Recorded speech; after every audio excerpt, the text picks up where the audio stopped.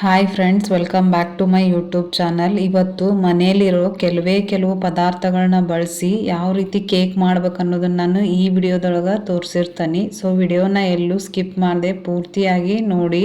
ಬರ್ರಿ ಇವಾಗ ವಿಡಿಯೋನ ಸ್ಟಾರ್ಟ್ ಮಾಡೋಣಂತ. ಮೊದ್ಲಿಗೆ ನಾನು ಈ ತರ ಒಂದು ಬೌಲ್ ತಗೊಂಡು ಈ ಕಪ್ ಅಳತೆನ ನಾನು ಏನ್ ತೋರ್ಸಾತನ ಅದೇ ಕಪ್ಪಿನ ಅಳತೆಯಲ್ಲಿ ಅರ್ಧ ಕಪ್ನಷ್ಟು ನಾನು ಇಲ್ಲೇ ಮೊಸರು ಹಾಕೊಂಡಿ. ಫ್ರೆಶ್ ಮೊಸರು ತಗೋರಿ, ಹುಳಿ ಮೊಸರನ್ನ ತಗೊಳಕ್ ಹೋಗ್ಬೇಡಿ. ಇವಾಗ ನಾನು ವಿಸ್ಕರ್ನ ಸಹಾಯದಿಂದ ಇದನ್ನ ಚಂದಾಗ ಮಿಕ್ಸ್ ಮಾಡ್ಕೊಂತಾನೆ ನೋಡ್ರಿ. ಇಲ್ಲೇ ಇದು ಯಾವ ರೀತಿ ಮಿಕ್ಸ್ ಆಗ್ಬೇಕಂತಂದ್ರ ನಾನು ಇಲ್ಲಿ ತೋರಿಸ್ತಾನೆ ನೋಡ್ರಿ. ಈ ರೀತಿ ಬಬಲ್ಸ್ ಎಲ್ಲ ಬಂದಿರ್ಬೇಕು ಮತ್ತಿದು ಇದು ಫುಲ್ ಕ್ರೀಮ್ ತರ ಆಗ್ಬೇಕು. ಅಲ್ಲಿವರೆಗೂ ನೀವು ಇದನ್ನ ಮಿಕ್ಸ್ ಮಾಡ್ಕೋಬೇಕಾಕತಿ.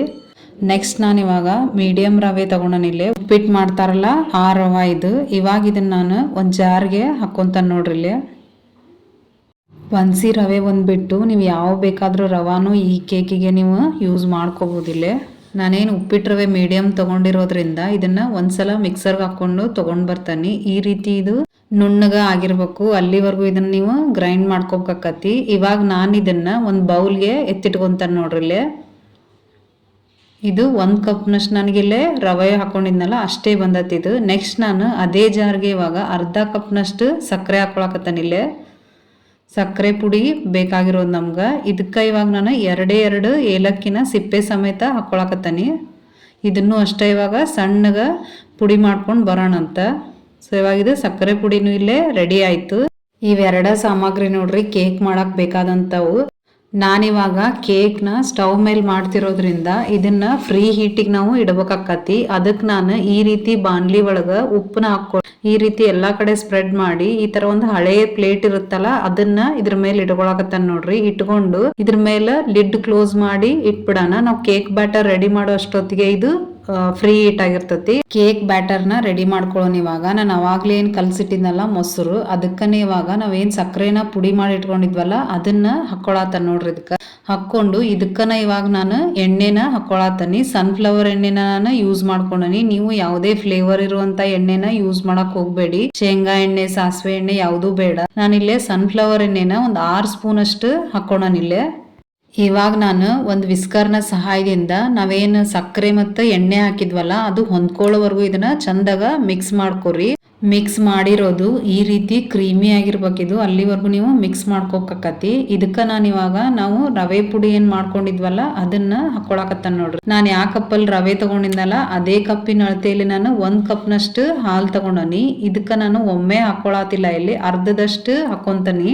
ಈ ಅರ್ಧ ಕಪ್ ಹಾಲನ್ನ ನಾನಿಲ್ಲೇ ತೆಗೆದಿಡಕತ್ತಾನಿ. ನೆಕ್ಸ್ಟ್ ನಾನು ಈ ರೀತಿ ವಿಸ್ಕರ್ ಇಂದ ಇದನ್ನ ಚಂದಾಗ ಮಿಕ್ಸ್ ಮಾಡ್ಕೊಂತಾನೆ ನೋಡ್ರಿ. ಗಂಟಾಗ್ಲಿ ಏನು ಇರಾಕ್ ಹೋಗ್ಬಾರ್ದು. ಒಂದ್ 2 ರಿಂದ 3 ನಿಮಿಷ ಇದನ್ನ ಮಿಕ್ಸ್ ಮಾಡ್ಕೊರಿ. ಈ ರೀತಿ ನಾನು ಮಿಕ್ಸ್ ಮಾಡ್ಕೊಂಡಾದ್ಮೇಲೆ ಇದನ್ನ ಒಂದ್ 10 ನಿಮಿಷ ರೆಸ್ಟ್ ಮಾಡೋದಕ್ಕ ಇಡ್ತಾನಿಲ್ಲೇ.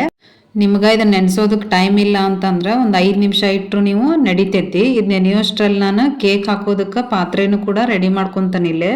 ನಾನು ಒಂದು ದಪ್ಪ ತಳ ಇರುವಂತ ಪಾತ್ರೆ ತಗೊಂಡು ಅದಕ್ಕ ಈ ರೀತಿ ಎಲ್ಲಾ ಕಡೆನೂ ಎಣ್ಣೆ ಹಚ್ಕೊಂಡ ನೋಡ್ರಿ. ಹಚ್ಕೊಂಡು ಒಂದ್ ಸ್ವಲ್ಪ ಗೋಧಿ ಹಿಟ್ಟಿದಕ್ಕ ಹಾಕೊಳಕತ್ತಾನಿ. ಹಾಕೊಂಡು ಈ ರೀತಿ ಎಲ್ಲಾ ಕಡೆ ಇದು ಹೊಂದ್ಕೋಬೇಕು, ಅಲ್ಲಿವರೆಗೂ ಇದನ್ನ ಸ್ಪ್ರೆಡ್ ಮಾಡ್ಕೊರಿ. ಈ ರೀತಿ ಮಾಡೋದ್ರಿಂದ ಕೇಕು ಪಾತ್ರೆನ ಹಿಡಿಯೋದಿಲ್ಲ.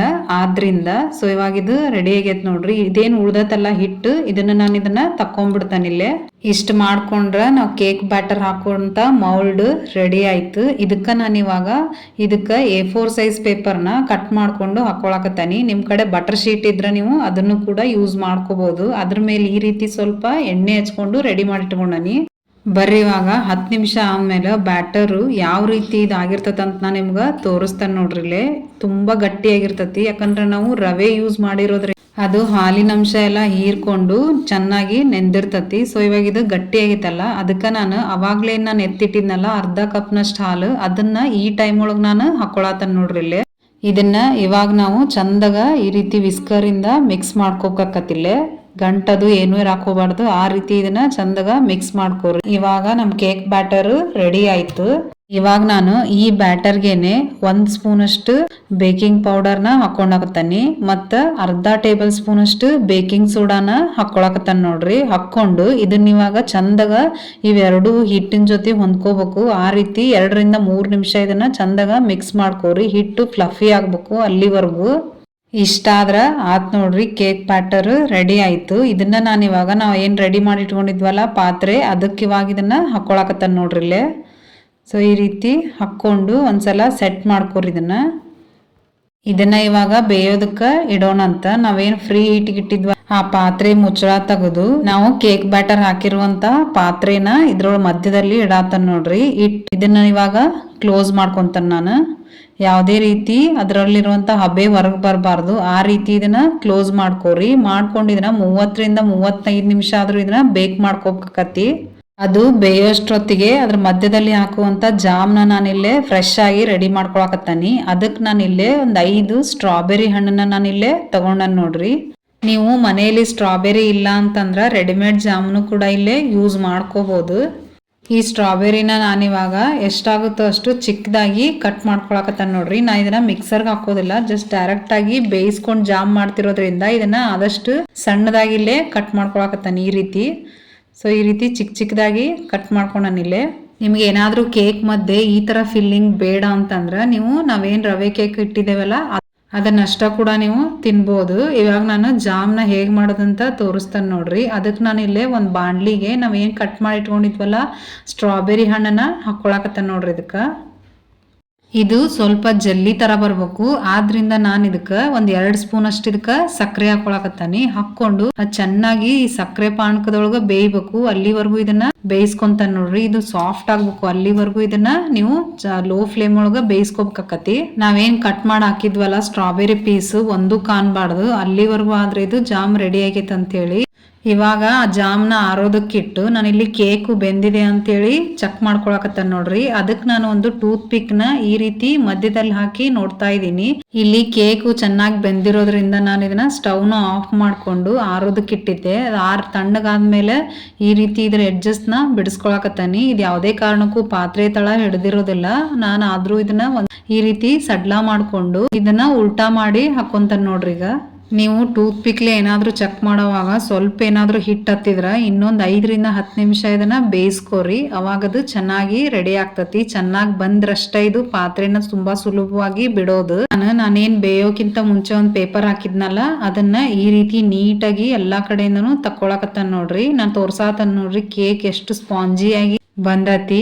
ಇವಾಗ ನೆಕ್ಸ್ಟ್ ನಾವ್ ಏನ್ ಮಾಡ್ಬೇಕಂತಂದ್ರ ಇದ್ರ ಕರೆಕ್ಟ್ ಮಧ್ಯ ಭಾಗದೊಳಗ ಈ ರೀತಿ ಚಾಕುನ ಸಹಾಯದಿಂದ 2 ಭಾಗ ಮಾಡ್ಕೊರಿ, ಸಮಭಾಗನ. ನಾನಿಲ್ಲೇ 2 ಭಾಗ ಮಾಡ್ಕೊಂಡ ನೋಡ್ರಿ, ಈಕ್ವಲ್ ಆಗಿ ಕಟ್ ಮಾಡ್ಕೋಬೇಕಾಕತಿಲ್ಲ. ಇವಾಗ ನಾವು ಒಂದ್ ಟೂತ್ ಪಿಕ್ ತಗೊಂಡು ಈ ರೀತಿ ಎಲ್ಲಾ ಕಡೆ ಚುಚ್ಕೋಬೇಕಾಕತಿ. ಈ ರೀತಿ ಚುಚ್ಚೋದ್ರಿಂದ ನಾವು ಹಾಕುವಂತ ಜಾಮ್ನದು ಹೀರ್ಕೋತತಿ. ಆದ್ರಿಂದ ಎರಡು ಇದಕ್ಕೂ ನಾನೀಗ ಇದೇ ರೀತಿ ಚುಚ್ಕೊಳಕತ್ತನಿಲ್ಲೇ. ಈ ರೀತಿ ಚುಚ್ಚಿ ಆದ್ಮೇಲೆ ನಾನು ಒಂದು ಸ್ಲೈಸ್ಗೆ ನಾವೇನ್ ಮಾಡ್ಕೊಂಡಿದ್ವಲ್ಲ ಜಾಮು ಅದನ್ನ ಇದಕ್ಕೆ ಹಾಕೊಳಕತ್ತಾನ ನೋಡ್ರಿಲೆ. ಈ ರೀತಿ ಎಲ್ಲಾ ಕಡೆನೂ ಇದನ್ನ ಹಾಕಿ ನಾವು ಸ್ಪ್ರೆಡ್ ಮಾಡ್ಕೋಬೇಕಾಕತಿ. ನಾನು ಅವಾಗ್ಲೇ ಹೇಳ್ದಂಗ ನಿಮಗೆ ಏನಾದ್ರೂ ಈ ಫಿಲ್ಲಿಂಗ್ ಇಷ್ಟ ಇಲ್ಲ ಅಂತಂದ್ರ ನೀವೇನ್ ಈ ರೀತಿ ಮಾಡೋ ಪ್ರೊಸೀಜರ್ ಬೇಡ. ಜಸ್ಟ್ ಅದನ್ನ ನಾವು ಬೇಕ್ ಮಾಡಾದ್ಮೇಲೆ ನೀವು ಅದನ್ನ ಡೈರೆಕ್ಟ್ ಆಗಿ ಕಟ್ ಮಾಡ್ಕೊಂಡು ತಿನ್ಬೋದು. ಬಟ್ ಒಂದ್ಸಲ ಈ ರೀತಿ ನೀವು ಟ್ರೈ ಮಾಡ್ರಿ, ಇದು ಟೇಸ್ಟ್ ತುಂಬಾ ಚೆನ್ನಾಗಿರ್ತತಿ. ಬೇಕರಿಯಲ್ಲಿ ಸಿಗುತ್ತಲ್ಲ ಡಬಲ್ ಲೇಯರ್ ಕೇಕ್ ಅದ ತರನ ಇದು ಟೇಸ್ಟ್ ಇರ್ತತಿ. ಒಂದ್ಸಲ ಟ್ರೈ ಮಾಡಿ ನೋಡ್ರಿ. ಇವಾಗ ಒಂದ್ ಸೈಡ್ ಜಾಮ್ ಹಾಕಿರೋದ್ರಿಂದ ನಾನು ಇನ್ನೊಂದ್ ಸೈಡ್ ಇಲ್ಲೇ ಸಕ್ಕರೆ ಪಾಕನ ಇದಕ್ಕ ಹಾಕೊಳಕತ್ತಾನಿ. ಸಕ್ಕರೆ ಪಾಕ ಹಾಕೋದ್ರಿಂದ ಕೇಕು ಒಣ ತರ ಅನ್ಸಲ್ಲ, ಅಂದ್ರೆ ಡ್ರೈ ಅನ್ಸಲ್ಲ. ಇದು ನಾನು ಮೇಲ್ಗಡೆ ಚಾಕ್ಲೇಟ್ ಸಿರಪ್ ಹಾಕಿದ್ದು, ಅದು ವಿಡಿಯೋ ಸ್ಕಿಪ್ ಆಗೈತಿ, ಆದ್ರಿಂದ ಇಲ್ಲಿ ಇರೋದಿಲ್ಲ ಅದು. ನಾನಿಲ್ಲೇ ಚಾಕ್ಲೇಟ್ ಸಿರಪ್ ಹಾಕೇನಲ್ಲ ಅದ್ರ ಮೇಲ್ಗಡೆ ನಾನು ಒಂದ್ 2 ಬಿಸ್ಕೆಟ್ನ ಈ ರೀತಿ ಪುಡಿ ಮಾಡಿ ಇದ್ರ ಮೇಲ್ಗಡೆ ಹಾಕೊಳಕತ್ತನ್ ನೋಡ್ರಿ. ಹಾಕೊಂಡು ಇದು ಸ್ಟ್ರಾಬೆರಿ ಫಿಲ್ಲಿಂಗ್ ಮಾಡಿರೋದ್ರಿಂದ ನಾನು ಸ್ಟ್ರಾಬೆರಿನ ಈ ರೀತಿ ಕಟ್ ಮಾಡ್ಕೊಂಡು ಡೆಕೋರೇಷನ್ ಮಾಡೀನಿ. ಇಷ್ಟ ಮಾಡಿದ್ರ ಆಯ್ತು ನೋಡ್ರಿ, ಕೇಕ್ ರೆಡಿ ಆಯ್ತು. ನೋಡಿದ್ರಲ್ಲ ಫ್ರೆಂಡ್ಸ್ ಯಾವ ರೀತಿ ಮನೇಲಿರೋ ವಸ್ತುಗಳನ್ನ ಬಳಸ್ಕೊಂಡು ಸಿಂಪಲ್ ಆಗಿ ಕೇಕ್ ರೆಡಿ ಮಾಡಿದೆ ಅಂತೇಳಿ. ಖಂಡಿತ ಹೊಸ ವರ್ಷಕ್ಕೋ ಅಥವಾ ಕ್ರಿಸ್ಮಸ್ಗೋ ಈ ರೆಸಿಪಿನ ನೀವು ಮನೇಲೆ ಟ್ರೈ ಮಾಡಿ. ಬೇಕರಿ ಸ್ಟೈಲ್ ಕಿನ್ನ ಡಬಲ್ ಇರ್ತತಿ ಟೇಸ್ಟ್. ಸೊ ಖಂಡಿತ ಒಂದ್ಸಲ ಟ್ರೈ ಮಾಡ್ರಿ. ಬರ್ರಿ ಇವಾಗ ಕೇಕ್ ಯಾವ ರೀತಿ ಬಂದತ್ ಅಂತೇಳಿ ನಾನು ನಿಮ್ಗ ಕಟ್ ಮಾಡಿ ತೋರಿಸ್ತಾನೆ ನೋಡ್ರಿಲೆ. ನೋಡಿ ಫ್ರೆಂಡ್ಸ್ ಎಷ್ಟು ಚೆನ್ನಾಗಿ ಕೇಕ್ ಬಂದತ್ ಅಂತೇಳಿ. ಟೇಸ್ಟ್ ಮಾತ್ರ ಅಲ್ಟಿಮೇಟ್ ಆಗಿತ್ತು. ಸೊ ಒಂದ್ಸಲ ನೀವು ಖಂಡಿತ ಈ ರೆಸಿಪಿನ ಟ್ರೈ ಮಾಡ್ಲೇಬೇಕು. ಇದೇ ಕೇಕ್ನ ನಾವು ಬೇಕರಿಲಿ ತರ್ಲಿಕ್ಕೆ ಹೋದ್ರೆ 250 300 ರೂಪಾಯಿ ಅಂತೂ ಚಾರ್ಜ್ ಮಾಡೇ ಮಾಡ್ತಾರ. ನಾವು ಮನೇಲಿ ಸುಲಭವಾಗಿ 100 ರೂಪಾಯಿಲೆಲ್ಲ ಅರ್ಧ ಕೆಜಿ ವರ್ಗೂ ಮಾಡ್ಬಿಡ್ಬೋದು ಕೇಕ್. ಖಂಡಿತ ನೀವು ಮನೇಲೆ ಈ ವರ್ಷಕ್ಕೆ ಕೇಕ್ ಮಾಡಿ ನಿಮ್ ಮನೆಯವ್ರಿಗೆಲ್ಲ ಸರ್ಪ್ರೈಸ್ ಕೊಡಿ. ಸೊ ನೋಡಿರಲ್ಲ ಫ್ರೆಂಡ್ಸ್ ಯಾವ ಕೇಕ್ ನ ಸುಲಭವಾಗಿ ಮನೇಲೆ ಮಾಡ್ಬೋದು ಅಂತೇಳಿ. ವಿಡಿಯೋ ಏನಾದ್ರೂ ಇಷ್ಟ ಆದ್ರೆ ಲೈಕ್ ಮಾಡ್ರಿ, ಮತ್ತೆ ನಿಮ್ ಫ್ಯಾಮಿಲಿ ಮತ್ತೆ ಫ್ರೆಂಡ್ಸ್ಗೆ ಶೇರ್ ಮಾಡೋದನ್ನ ಮರೆಯಕ್ ಹೋಗ್ಬೇಡ್ರಿ. ವಿಡಿಯೋ ನೋಡಿದ್ದಕ್ಕ ಥ್ಯಾಂಕ್ ಯು.